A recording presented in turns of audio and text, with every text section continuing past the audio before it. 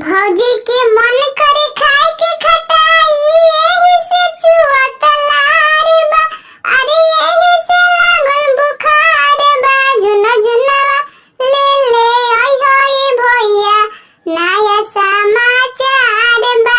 खेलौना ले ले आई होई भैया, नया समाचार बा। डॉक्टर से हम चेकअप करवनी, भौजी के आवे ओकाई। कहले हाँ घबराए के नहीं के, जल्दी भतीजा घरे आई। डॉक्टर से हम चेकअप करवनी, भौजी के आवे उंघाई। कहले हाँ घबराए के नहीं के, जल्दी भतीजा घरे आई। 6वें महीना में गड़बड़ घोटाला, खुश खबरी बरिया हारे बा। अरे एही से लागल बुखार बा। जुना जुना ले ले आई होई भैया, नया सामा